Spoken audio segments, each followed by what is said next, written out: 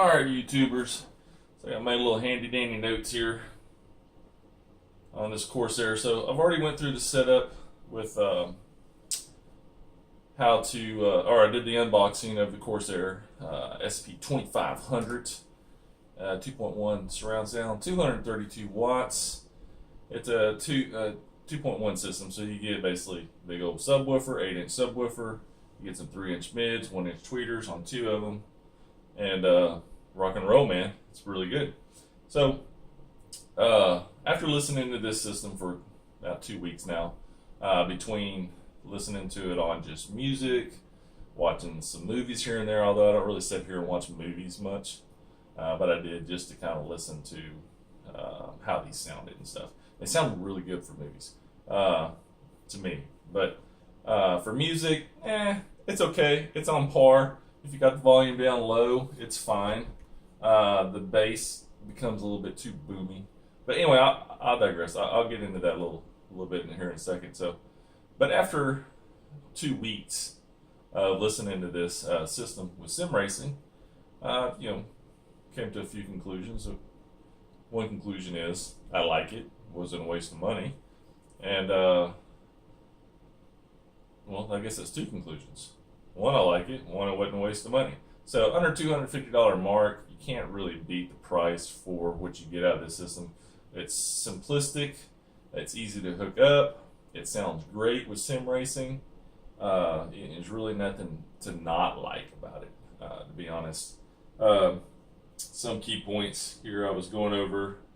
The versatility of this system. So what's good about this system is that I'm able to still run my Sound Blaster Z, which I still have. Originally had that for quite a while now. Love it. I have an upgraded sound card in there with Sound Blaster Z, rather. And I can still use the mic on this Sound Blaster Z while I'm listening to the surround sound going through the Corsair. So, which is good. Downside is that this really should have its own built-in mic, just like my Sound Blaster Z does. That to me would make this perfect 2.1 surround sound system if it had its own mic built in. It does not. Maybe they'll add one. I don't know. They should do an update to it and add one. But yeah, as far as, well, it's a little long. It's hard to handle to where I have it here, but it's got really good controls. Another thing I like about this, as far as the controller goes, you know what? Actually, let me back up again to the versatility of it. I did want to make a point. What I did do is I do play on Xbox One, Forza, and then of course some Gran Turismo on the PlayStation 4 when it comes out later this year. Hopefully it won't get delayed. But I do shooters and stuff. I said do. So especially on the PS4, I'll play some shooters, Battlefield, stuff like that. But I hooked up my monitor directly to the auxiliary 2 on this one. Plays great. I'm able to switch back and forth between Xbox One, PS4. Now this is a monitor. This isn't a TV, but it does have the audio out on this monitor. So that's all I did. Hooked up the auxiliary 2 from the audio out there to the controller. It's setting up here on desktop, so it's not like a bunch of wires running all over the place. So it keeps it compact like that, which I like, which is good. So I don't play consoles that much, but when I do, it's nice to do it with the headphones off. Usually I'll have my nephews over or something. They'll be playing games with me and stuff. And, we want to not all wear headsets. So this is my little corner of the room. So it's good to not have everybody bunched up in a little area with headsets on. So it's, if you can play it out loud, obviously it's better. So anyway, versatility wise, that's great. Let's see what else.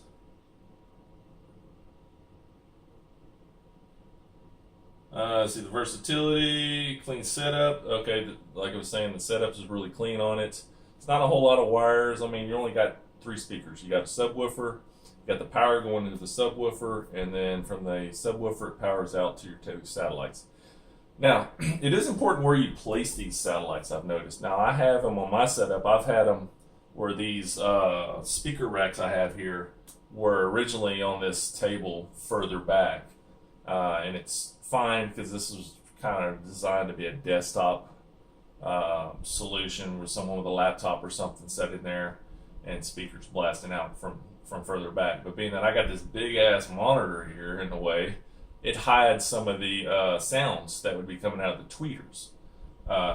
Now, the Corsairs get really loud, and it's not a problem hearing them, but the clarity is a problem to hear if you got too much in the way blocking the sounds. So, with that said, I moved them forward, boom, fixed that problem. The clarity was awesome. I was able to hear those 1-inch silk dome tweeters tweeting to me. And then the 3-inch mid-ranges were even louder. It wasn't a problem with them being further back, but I was losing that clarity of like gear winds on like race room and stuff that I didn't care to not miss, because that's awesome. So anyway, so yeah, placement of them is important. What else? See, that's about it as far as what I liked about it. I mean, you got the price, you got the versatility, the loudness. Oh, the controller here. The controller is really intuitive. I like that I can just quickly click a button here, go to the bass, turn on my bass. And oddly enough, I don't have my bass all the way up. Most of the time I have it down. The bass is real good. It fills the room. Great for engine sounds and stuff, filling the room. But not so much as for music. Music, I like a very punchy hit, like from a subwoofer in a car where you have a sealed enclosure and it's thump, and it's just a hard thump. That's what I like out of my bass. So this doesn't quite give me that effect for $250. I'm not really expecting it to. I'm wanting to use it for gaming. So with that said, that's a downside to it. That's a negative. But yeah, it's the controller action is actually very nice and versatile. I can quickly click on here, adjust my bass if it's a little bit too filling of the room, too boomy rather. Quickly turn it down, and it stays on that setting. So you can just drive it along. You're like, man, that's a little bit too much bass. Click the button, like, okay, yeah, that sounds good, and then move on. Then you click another button over here. You can go to your volume, control your overall volume, which is nice. And then, of course, you got your setups, and I already went over the setups earlier, so I'm not going to go through that again. But you can play with those between action, gaming. Now, what I'm using for mine, actually, for sim racing, is my program is set on dynamic pop, and my EQ is action gaming. That's what I seem to like the most for my 2.1 when I'm playing like Race Room, iRacing, Project Cars, and the such. That's actually a pretty good setup for the controller. So that's what I like. Now, what I don't like, which I mentioned earlier, was it didn't have a built-in mic in here.